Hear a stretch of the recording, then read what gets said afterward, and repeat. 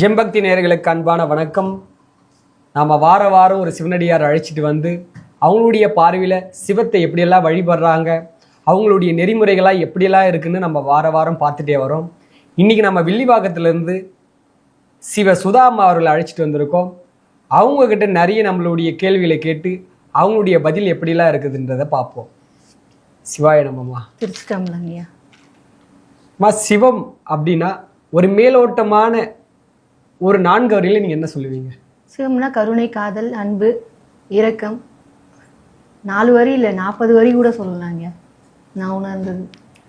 சரிங்கம்மா. அப்ப இந்த சிவ வழிபாடுன்றது எல்லாருக்குமே கட்டாயமா தேவைப்படுதா? ஆமாய்யா. பசின்றது எப்படி தேவையோ, பசிச்சா நம்ம சோறு சாப்பிட்றோம் இல்லையா, ஏதோ அனம்பாளிப்பு எடுத்துக்கிறோம். எதுவாக இருந்தாலும் அது பிரியாணியாக இருக்கட்டும், நார்மலாக இருக்கவங்க பிரியாணி சாப்பிடுவாங்க, சைவத்தில் இருக்கவங்க சைவ உணவு சாப்பிடுவாங்க. பசி எப்படி இதுவோ நம்ம உயிர் உய்யணும்னா நிறைய தெய்வங்கள் இருக்கலாமா? முருகர் இருக்கிறாரு, விநாயகர் இருக்கிறாரு, இது மாதிரி நிறைய தெய்வ வழிபாடுல இருக்கு. அப்ப அந்த வழிபாடுலயே அவங்க இருக்கலாமே, சிவ வழிபாடு கட்டாயம் வரணும் இல்ல? எங்க வீட்லயும் நிறைய சுவாமிகள் இருக்காங்க. முருகரும் இருக்காரு, சிவபெருமான் நிறைய இருக்காரு, நடராஜர் இருக்காரு, நிறைய இருக்காங்க, அம்பாள் கூட இருக்காங்க. ஆனா எத்தனை கடவுளர்கள், ஒவ்வொருத்தவங்களுக்கும் ஒவ்வொரு சக்தின்னு நம்ம சொல்கிறோம்.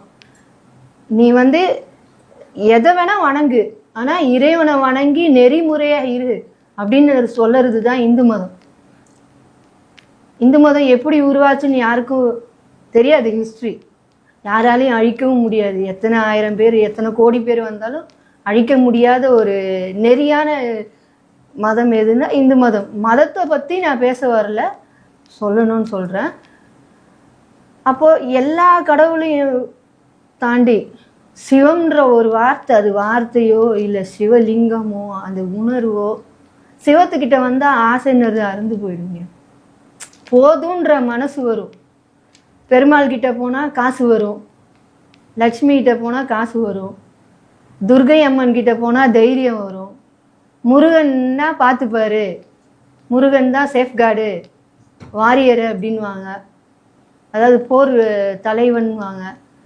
முருகன்றது முருகரை வழிபட்டால் மும்மூர்த்திகளையும் வழிபட்ட பலன் கிடைக்கும்வாங்க.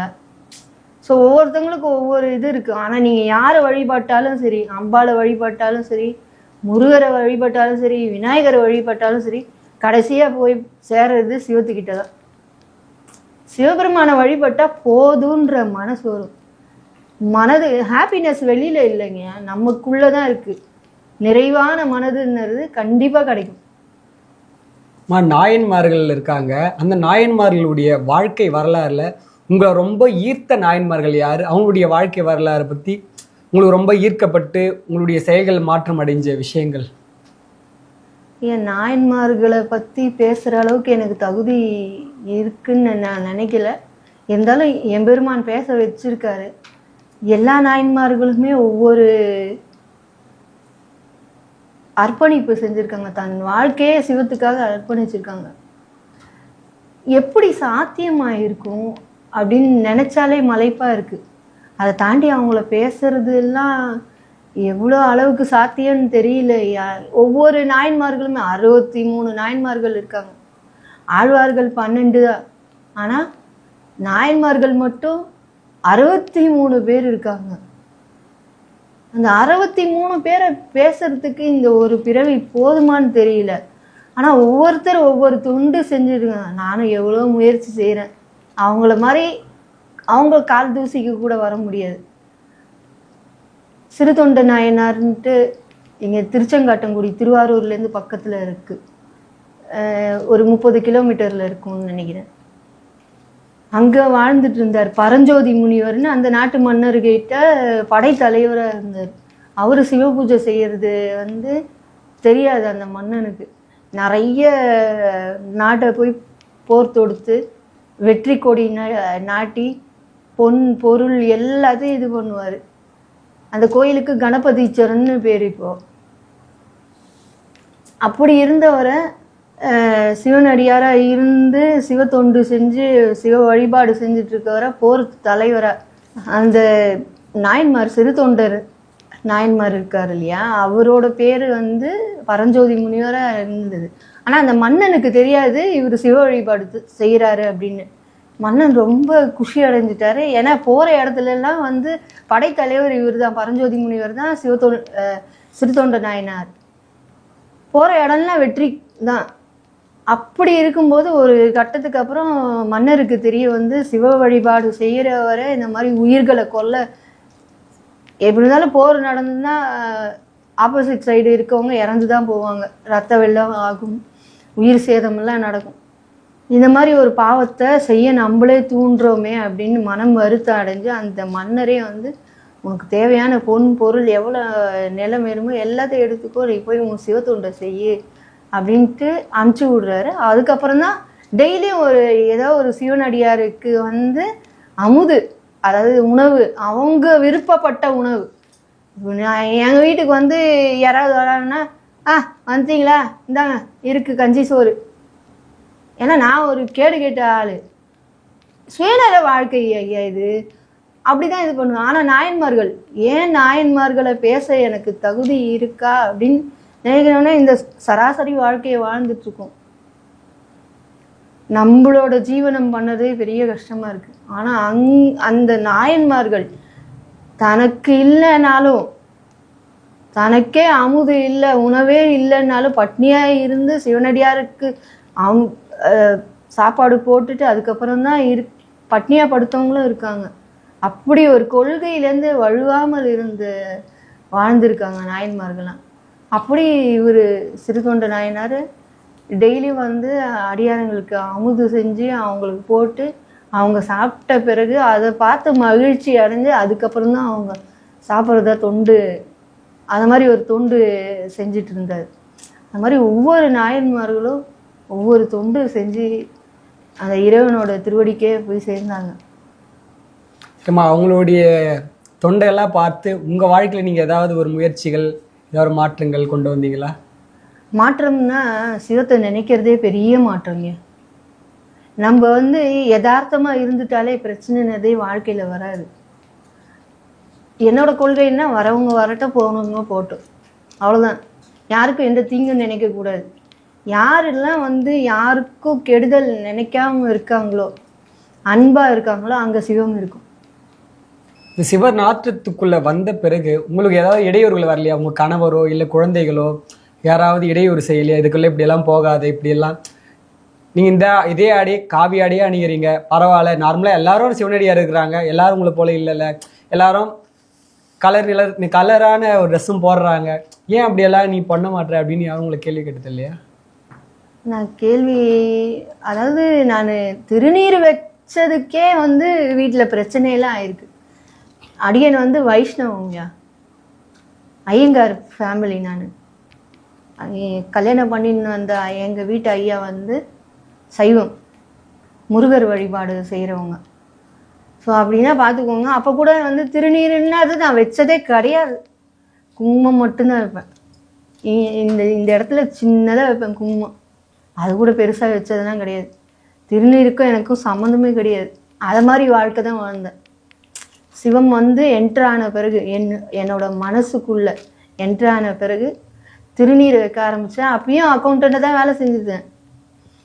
வேலையில் சொன்னாங்களோ இல்லையோ முதல் எதிர்ப்பு வீட்டில் தான் வந்தது. அதெல்லாம் தாண்டி தான் வரணும். இங்கே உரப்புன்றது வேணும். சிவத்துக்குள்ளே வரோம், அவர் வர வைக்கிறாருன்னா அந்த உரப்பு இருக்கணும். ஏன்னா மற்ற கடவுள் எப்படின்னு எனக்கு தெரியல, சிவத்தை நம்ம வழிபட முடியாது. போய் சிவபெருமான் நம்மளை தான் தேடி வருவார். ஒவ்வொரு ஆன்மாக்களையும் தேடி வந்து அவங்கள ஆட்கொண்டு அவங்கள நல்ல நெறிப்படுத்தி அவங்களுக்கு நல்ல வாழ்க்கைனா என்னது அப்படின்றத புரிய வைப்பார். அத்தனை வருஷம் வந்து எல்லா சொந்த பந்தம் எல்லாம் உண்மை அப்படின்னு நினச்சிட்டு வாழ்ந்த வாழ்க்கை பொய்ன்னு ஒரு கட்டத்துக்கு அப்புறம் புரிய வரும். ஆனால் அதுலேருந்து பிரியல. இப்போ நான் காவி கட்டியிருக்கேன், நான் சன்னியாசியாக போகல. எனக்கு இந்த ஆடை பிடிச்சிருக்கு, சிவத்தை வழிபடுறது பிடிச்சிருக்கு. என்னை யாரும் வழிபடணும்னு அவசியம் கிடையாது. என்னை இப்படி கையெடுத்து கும்பிடணும்னு நான் நினச்சி கூட பார்க்கறது கிடையாது இந்த நிமிஷம் வரைக்கும். இனிமேலும் அப்படி தான் இருப்பேன். இது மற்றவங்களுக்காக போட்டதில்லை, என் ஆன்மாக்காகவும் என்னோட சந்தோஷத்துக்கும். எனக்கு இதில் சந்தோஷம் இருக்குது. நிறைய பேருக்கு நிறைய விதமான சந்தோஷம் இருக்கும். ஒருத்தருக்கு கோவா போகணுன்னு இருக்கும், ஒருத்தருக்கு அமெரிக்கா போகணுன்னு இருக்கும், சில பேருக்கு படத்துக்கு போகணுன்னு இருக்கும். எனக்கு சிவத்தை வழிபடுறது தான் பெரிய சந்தோஷம். சிவத்தை நினைக்கிறது, அடுத்து அடுத்து அடுத்து அடுத்து அவரை பற்றி நிறைய தெரிஞ்சுக்கிறது, அவரை உணர்றது, இந்த சிவ வேடத்தில் இருக்கிறது, இது எனக்காக மட்டும்தான் நான் செஞ்சுக்கிறேன். நிறைய பேர் நினச்சிப்பாங்க இந்த சடமுடியோ எதுவுமே என் செயல் கிடையாது. திருநீர் அணியிறதோ ருத்ராட்சம் போட்டிருக்கிறதோ, ஏன்னா நான் ருத்ராட்சமே போடாத ஆளு தான் ஆரம்ப காலகட்டத்தில். சரிங்களா? அப்படி இருக்கும்போது இது எனக்கு இது அலங்காரம். இது ஒவ்வொன்றும் பாருங்க, அட்டிகை, என்னது ஹாரம் அப்படின்னு சொல்லுவாங்க இல்லையா, தங்கம்லாம் அழியக்கூடியது. இது என் கூடயே வரும். சாமியே கூடவே அணிஞ்சிருக்கேன். இதை விட வேற என்ன வேணும் வாழ்க்கையில்? எனக்கு என் கூடயே இருக்காரு, தோன்றா துணையா நின்றான்ற மாதிரி. இதுக்குள்ள சிவபெருமான் இருக்காரு, லிங்க திருமேனி பானலிங்கமா இருக்காரு. இதை விட வேற என்ன வேணும் வாழ்க்கையில? எனக்கு இதுதான் பெரிய சொத்து. மாட மாளிகையோ கூட கோபுரமோ வைரம் வைடூரியம் அதெல்லாம் சொத்து கிடையாது. இதுதான் என்னோட சொத்தா நான் நினைக்கிறேன். ருத்ராட்சன்றது அழகுக்காக பயன்படுத்துறதா இல்ல அது ஆன்மீகத்துக்காக பயன்படுத்துறதா? அழகு ஆன்மீகம் தாண்டி நம்ம உயிரை நம்ம ரியலைஸ் பண்ண வைக்கும் இல்லையா? உண்மையான ரீசன் என்ன அப்படின்னா ருத்ராட்சம்ன்றது. ருத்ராட்சத்தை அவ்வளோ எளிதில் அணிய முடியாது எந்த உயிராலையும். இன்னைக்கு பாருங்க, பைரவனுக்கு கட்டி வச்சிருக்காங்க, அவன் கூட கட்டிக்கிறான். பைரவன் யாருன்னா பைரவ பெருமான சொல்லலை, நாயை தான் சொல்கிறாங்க. நாய் மனுஷங்க தான் என்னை பொறுத்த வரைக்கும், என்னோட கருத்து இருக்கும். ஏன்னா அந்த பைரவனுக்கு இருக்க அன்பு கூட இன்னைக்கு மக்கள் கிட்ட இல்லாமல் போயிடுச்சு. அன்புன்ற ஒரு விஷயம் இருந்தால் இந்த உலகத்தில் எல்லா விஷயத்தையும் சாதிக்க முடியும். அன்பான ஒரு வார்த்தை, ஆறுதலான ஒரு வார்த்தை, அதே நம்ம மனிதர்கள்கிட்ட இல்லை. எங்கே பணம் இது பண்ணுதா, இல்லை நான்ற ஆணவமா, ஏதோ ஒரு இது இருக்குது மனுஷங்ககிட்ட. இவன் என்ன அப்படின்னு கேவலமான சிந்தனைகள். நமக்குள்ளே இருக்க கேவலத்தை நினச்சோன்னா யாரு பார்த்தாலும் கேவலமாக தெரியாது. இங்கே பிச்சைக்காரனும் ஒன்று தான், பணக்காரனும் ஒன்று தான். பிச்சைக்காரனுக்கு இருக்க சந்தோஷம் பணக்காரனுக்கு இருக்காது. நான் நிம்மதியாக இருக்கேன்யா, எனக்கு நான் யார்கிட்டையும் பதில் சொல்லணும்னு அவசியம் இல்லை. ஸோ ருத்ராட்சன்றது எதுக்காக? நம்ம உணர்றதுக்கு, வேற எதுவுமே கிடையாது. நம்ம உணர்வோம். ருத்ராட்சம் அணிய ஆரம்பித்த பிறகு பாருங்க, எத்தனையோ பேரை கேட்டு பாருங்களேன், ருத்ராட்சம் அணிஞ்சிருப்பாங்க, நெத்தியில திருநீர் நிறைய வச்சிருக்க மாட்டாங்க. இன்னைக்கு நிறைய பேர் ருத்ராட்சம் அணிஞ்சிருக்காங்க. ஆரம்ப காலகட்டத்திலலாம் எனக்கே ருத்ராட்சம்லாம் கிடைச்சதே கிடையாது. நான் ஒரு மாலை, இந்த மாதிரி ஒரு மாலை ருத்ராட்ச மாலை போட்டால் நல்லா இருக்கும்ல, நமக்குலாம் இல்லையே அப்படின்ட்டு ஏக்கப்பட்டதெல்லாம் உண்டு. ஆனால் எங்கள் வீடு ஃபுல்லாக இன்றைக்கி ருத்ராட்சம் தான் இருக்குது. ஸோ எதுக்காக சொல்ல வரேன்னா, எல்லாமே இறைவன் போட்ட பிச்சை தான் என்னை பொறுத்த வரைக்கும். ஒரு ருத்ராட்சம் அணிஞ்சவங்க வாழ்க்கையை கேட்டு பாருங்கள். இன்றைக்கி எத்தனையோ 1000 கோடி மக்கள் அணிஞ்சிருக்காங்க. அவங்களுக்கு ஏதாவது ஒரு மிராக்கிள் நடந்திருக்கும், செல்ஃப் ரியலைசேஷன் கிடச்சிருக்கும், தன்னை தான் உணர்றதுன்னுறது. அதே மாதிரி கூட இருக்கவன், நண்பனாக இருக்கட்டும், மனைவியாக இருக்கட்டும், கணவனாக இருக்கட்டும், அம்மா அப்பா சொந்தக்காரங்க, அந்தக்காரங்க, பக்கத்து வீட்டுக்காரங்க, எல்லார்கிட்டையும் நல்லா பழகிற ஒரு மனுஷனாக இருப்பான். இவங்கெல்லாம் இருக்காங்க அப்படின்னு நினச்சிருப்பான். அவங்களோட முகத்திரையே கிழிச்சு விடும் இந்த ருத்ராட்சம். என்னோட கருத்து, என்னோட வாழ்க்கையில் எனக்கு துன்பம்ன்றதே சத்தியமாக கிடையாது. சிவபெருமான் மேலே சத்தியமாக சொல்கிறேன், துன்பம்ன்றது கிடையாது. துன்பம் அனுபவிச்சிருக்கேன், இல்லைன்னு சொல்ல மாட்டேன். அது என்னோட பாவ வினைகள், கர்ம வினைகள் சொல்லுவாங்கள்ல, அதனால் நான் அனுபவித்த துன்பங்கள். அதனால தான் திருநீர் அணியும் போது வந்த தடைகள், அதெல்லாம் தாண்டி வந்ததுனால தான் இன்னைக்கு இப்படி இருக்கிறேன். அதுவும் துன்பம். அது எப்படி துன்பமாக ஆக முடியும்? துன்பன்றதே வினையின் காரணமாக தானே வருது. அதாவதுங்கய்யா, நீங்க எதை துன்பம்ன்றீங்க? துன்பம் இன்பம் எல்லாமே நிரந்தரம்ன்றீங்களா? இல்லம்மா, துன்பன்றது நம்மளுடைய வினையின் காரணமாக தான் எல்லாருக்குமே வருது துன்பம். அப்ப நீங்க துன்பமே அனுபவிக்கலன்னா அப்ப சாதாரண ஆளுக்கு துன்பத்தை சுவாமி தர போறது இல்ல. அப்படி இல்லையா, எதுவுமே வாழ்க்கையில நிரந்தரம் கிடையாதுல்ல. நீங்க வந்து அதாவது நான் எவ்வளோ கேவலமான வார்த்தைகளை எங்கள் வீட்டுக்குள்ளேயே அனுபவிச்சிருக்கேன். திருநீர் அணியும் போது, ருத்ராட்சம் அணியும் போது திருட்டு சாமியாருன்னு நான் ஓப்பன் டாக்கு தான் பேசுகிறேன். திருட்டு சாமியாருன்னு கூட என்னை திட்டியிருக்காங்க எங்கள் கணவனார். அதுக்கப்புறம் கையெடுத்து கும்பிட வச்சார் அதன் சிவபெருமான் ஆரம்பத்தில். ஏன்னா இன்னைக்கு இருக்க காலகட்டம் அப்படி இருக்குங்கய்யா, யாரையும் நம்ப முடியல இல்லையா. நம்ம சாதாரணமான ஆட்கள் தான். ருத்ராட்ச அணிஞ்சா பெரிய ஆள் கிடையாது, ருத்ராட்ச அணியாதவன் வந்து கேவலமான ஆள் கிடையாது. எல்லாருக்குள்ளேயும் ருத்ராட்சம் அணிஞ்சிருக்காங்க, அணியில திருநீர் பூசுறாங்க, பூசலை, எல்லா உயிரிலையும் சிவபெருமான் தான் இருக்காரு. ஸோ வாழ்க்கையில் படுற கஷ்டம் எதில் கஷ்டம் இல்லை சொல்லுங்க. கஷ்டம்னு நினச்சா இந்த நெல் படுற கஷ்டம் நம்ம படுறது கிடையாது. விதை நெல் படுற கஷ்டம் நம்ம படுறது கிடையாது. ஒரு விதைக்கு இருக்க துன்பம் நம்மளுக்கு கிடையாது. அந்த உரப்பும் கிடையாது. ஒரு விஷயத்தை அடையணும்னா அந்த கட்ஸ் இருக்கணும். ஒரு இலக்கை நோக்கி போகிறோன்னா அதுக்கான உரப்பு, அதுக்கான எஃபர்ட்டு, அதுக்கான இது எல்லாமே மெனக்கடல் எல்லாமே நம்ம தானே செய்யணும்யா. பாதியில் வழி இதுவாகிட்டா அன்றைக்கி எங்கள் வீட்டு ஐயாவோ இல்லை யாரோ ஏதோ பேசுகிறாங்க, சொந்தக்காரங்க நாத்தனார் ஏதோ பேசுகிறாங்க அப்படின்ட்டு நான் கழட்டி வச்சுருந்தா இன்றைக்கி என்ன ஆகிருக்கும்? 10ஓட 11, அதோட நானும் 1 ஆகிருப்பேன். சேர்த்து அனுபவிச்சிருக்க முடியாது இல்லையா. ஸோ ஒரு ஒரு ஒரு நல்ல விஷயத்தை நம்ம அனுபவிக்கணும், ஒரு நல்ல விஷயம் நமக்கு கிடைக்கணும். என்னோட நோக்கம் என்னன்னா, இனி பிறக்கக்கூடாது இந்த பூமியில். போதும் இந்த பூமியில் வாழ்ந்தது. ஆனால் நான் இருக்க வரைக்கும் எல்லாருக்கும் நல்லதை சொல்லணும், நல்லதை நினைக்கணும், நல்லதை செய்யணும், என்னால் முடிஞ்சது. இப்போ நீங்களே இருக்கிறீங்க, உங்களுக்கு ஒரு கார் வாங்கி கொடுக்குறேன், பைக் வாங்கி கொடுக்குறேன்னு சொல்ல மாட்டேன். என்னால் முடிஞ்சது. அதாவது திருமூல நாயனார் என்ன சொல்லியிருக்காரு, யாவருக்குமாம் இறைவருக்கு ஒரு பச்சிலை. உன்னால் எதுவுமே செய்ய முடியல, சாமிக்கு ஒரு பச்சை இலை, அது உன் மனது தான் காரணம். வைரத்தில் கூட நீ செய்யலாம், ஆனால் எல்லாத்துமே மனசு தான் காரணம். வில்வ இலை சாத்தினாலே அந்த இறைவனோட அருள் உனக்கு கிடைக்கும் அப்படின்னு இருக்காரு.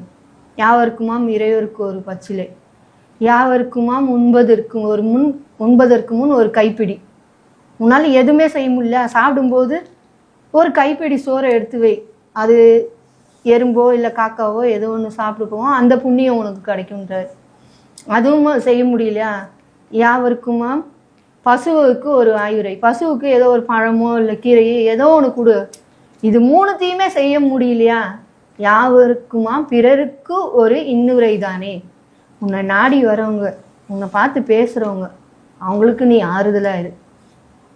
வழி தெரியாமல் தவிக்கிறாங்களா, கவலைப்படாத, சரியாயிடும், நல்லாயிடும், எல்லாம் ஒரு பெரிய பிரச்சனை இல்லை அப்படின்ட்டு புரிய வச்சு அவங்கள தட்டி கொடுத்து தேத்தி விடு.